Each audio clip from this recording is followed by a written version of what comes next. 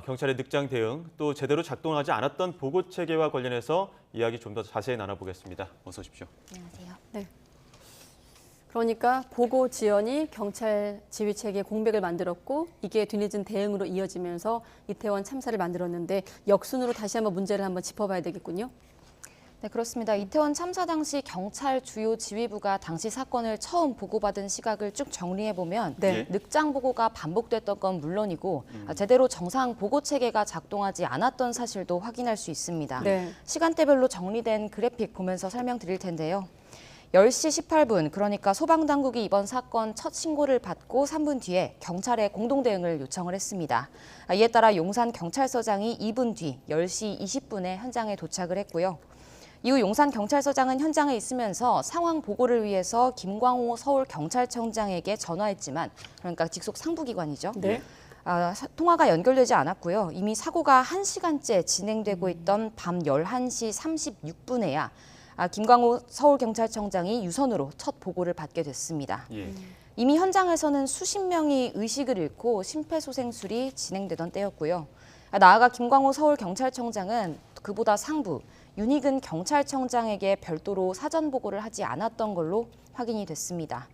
이후 결국엔 윤희근 경찰청장은 김광호 서울경찰청장이 아닌 경찰청 내부, 경찰청 상환 1 담당관에게 사건을 보고받았고요.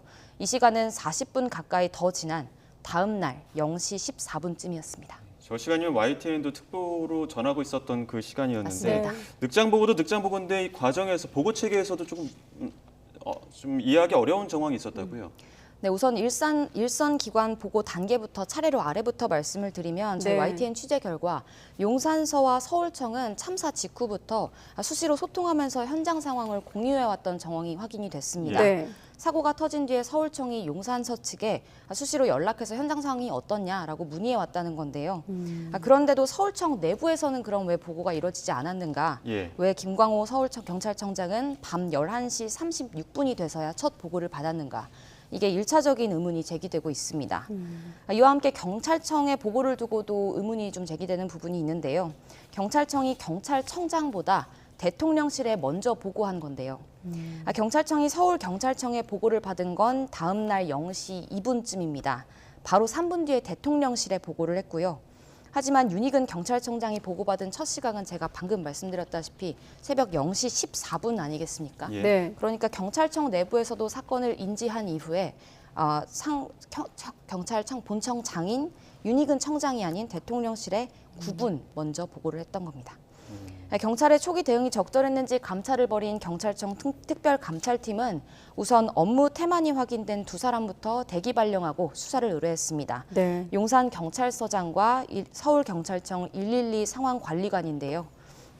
윗선의 상황 인지와 보고가 지연됐다고 설명했습니다. 네. 다시 한번 정리해보면 경찰청이 윤희근 경찰청장보다 대통령실에 먼저 보고했다라는 거고 지금 시간만 계산해보면 최소 81분 동안 치안 지휘 공백이 발생한 것으로 파악되고 맞습니다. 있습니다. 자, 그런데 이렇게 경찰 내부뿐만 아니라 소방과 경찰 총괄부처인 행정안전부, 나아가 대통령실까지 이 보고가 된 그 과정도 의문이 있다고요? 네, 말씀하신 대로 이상민 행정안전부 장관 그리고 네. 윤석열 대통령이 보고를 받은 시각을 두고도 통상적인 경우와는 좀 거리가 있지 않나 이런 의문이 제기되고 있는데요. 네. 예. 먼저 참사 당일 윤석열 대통령이 보고를 처음 받은 시각은 밤 11시 1분입니다. 소방당국이 대응 1단계를 발령하면서 대통령실 국정상황실로 보고가 돼서 윤 대통령은 밤 11시 1분에 첫 보고를 받은 건데요. 물론 이것도 참사 발생 46분 만이긴 합니다. 네. 문제는 경찰의 최종 지휘권을 갖고 있는 이상민 행정안전부 장관이 보고를 받은 시각은 이보다 19분이 더 늦었습니다. 경찰 지휘부 보고도 아니었고요. 네. 긴급 문자를 받은 장관 비서실 직원을 통해서 보고를 받은 거였습니다. 이에 대해 이상민 장관은 오늘 출근길 참사 수습에 집중할 때라고 즉답을 피했는데요. 관련 녹취 준비돼 있습니다. 보고 시간이 많이 늦어진 것에 대해서 어떻게 생각하시는지, 원인은 무엇이라고 그래서 지금은 그런 것보다 이제 사고 수습에 전념하면서 고인들을 추도하고 유족들을 위로하고 병상에 계신 분들을 빠른 쾌유하실 수 있도록 도와드리고 그것이 일단 급선무 같고요. 네, 이상민 장관이 왜 윤석열 대통령보다 더 늦게 사건을 인지할 수밖에 없었느냐, 구체적인 해명은 행안부 차원에서 밝혔습니다. 소방청이 대통령실과 행안부로 동시에 보고를 했지만 행안부 보고 절차를 거치면서 늦어지게 된 거라고 설명을 했는데요. 네. 구체적으로 보면 행안부 상황실에 해당 사건이 보고된 건 119 신고가 처음 접수된 오후 10시 15분으로부터 33분이 지난 오후 밤 10시 48분이었습니다. 네. 장 차관에게 하지만 이는 대통령실과 행안부로 모두 갔지만 이상민 장관에게까지는 전해지지 않았는데요.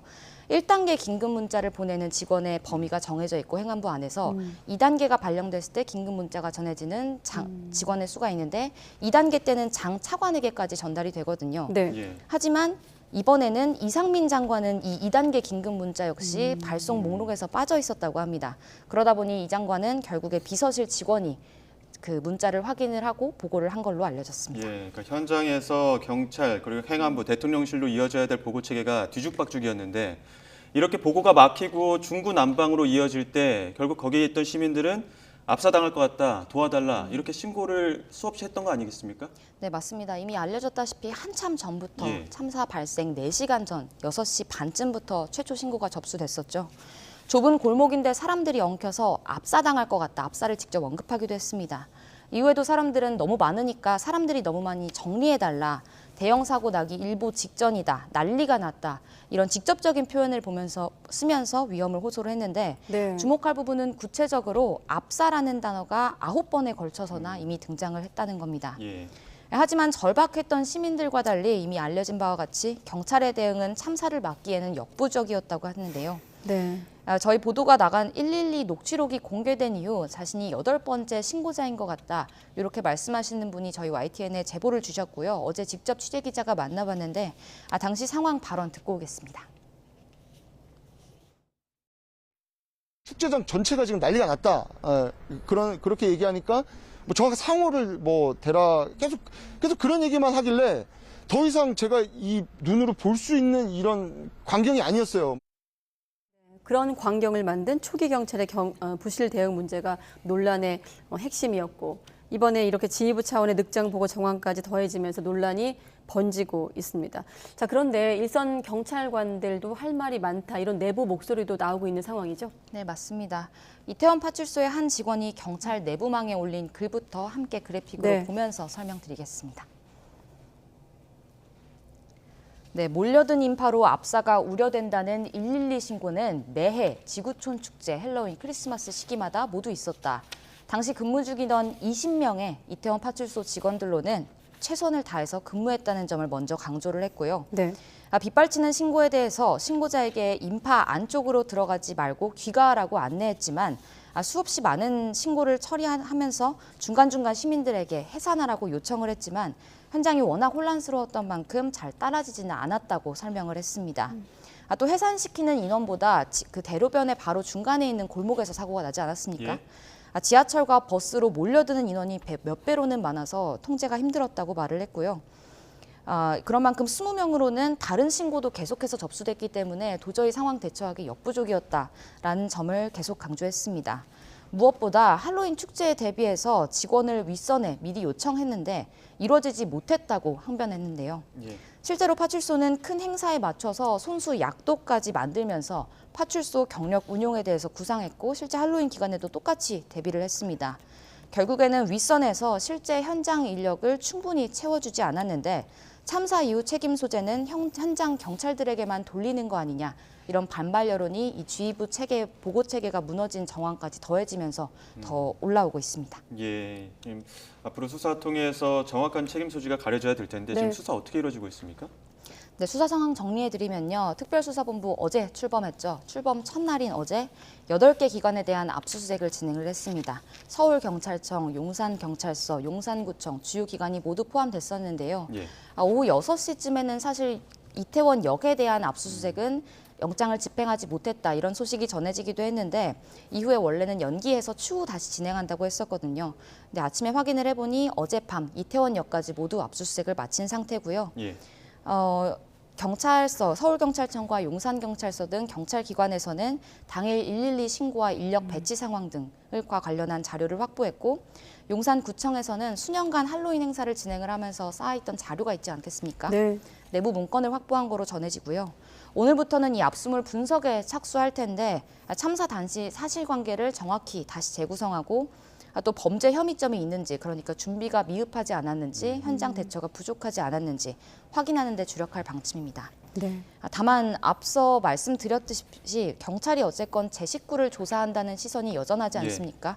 부실 수사가 되지 않을까, 과연 책임을 제대로 규명할 수 있을까, 이런 우려는 여전히 남아 있는 상황입니다. 네, 책임 규명. 아까 이상민 장관도 사고 수습을 강조하고 있고 치안 책임자들이 지금 이번 사태 이후 사고 수습을 말하고 있는데 사실 이거 모르는 국민은 없을 겁니다. 그만큼 중요한 게 원인 규명과 책임 추궁이고 또 이게 또 희생자분들을 추모하는 하나의 중요한 도구 아니겠습니까? 사실 그런데 이런 관리 책임이 있는 건 지자체 역시 마찬가지고요. 네, 맞습니다. 관련 법에도 사실 1차적인 안전을 책임지고 예방 조치를 해야 될 주체로 명시된 건 지자체입니다. 최근 비난의 화살이 경찰로 집중된 분위기긴 하지만 말씀하신 대로 서울 용산구청도 책임에서 벗어날 수 없을 텐데요. 용산구청은 축제 기간을 앞두고 경찰과 상인, 구청과 함께 간담회를 열기도 했지만 이 결과 용산구청이 요청했던 건 쓰레기 배출 자제 정도였습니다. 참사 당일에도 저희가 이미 단독 보도로 알려드렸다시피 현장 출동 인원은 30명에 그쳤고요. 그 가운데 안전관리를 별도로 담당하는 전문하는 별도 인원은 한 명도 없었습니다. 그런 만큼 박희영 구청장에 대한 어떤 비판 여론이나 비판적인 시선도 계속해서 더해지고 있는데요. 박 구청장은 이태원 참사가 발생하기 전 2차례나 현장 근처를 지나갔지만 별다른 조치를 하지 않은 걸로 전해지고 있습니다. 네. 조치하지 않은 이유를 묻자 평소와는 크게 달라 보이지 않았다, 그런 수준이었다라고 주장했는데 이미 112 신고는 앞서 말씀드렸다시피 이미 4시간 전부터 접수되지 않았습니까? 네. 빗발치던 상황이었던 만큼 박 구청장의 발언이 설득력이 떨어진다, 이런 분석이 나오고요. 앞서도 구청장은 할 수 있는 걸 다 했다고 항변했지만 결국엔 사과했습니다. 네, 할 수 있는 걸 다 했다. 아까 김백겸 경사가 자책하고 후회된다는 말을 거듭했는데 참 대비되는 대목들이 여러 눈에 띕니다. 자, 사회 일부 송지혜 기자였습니다. 수고했습니다.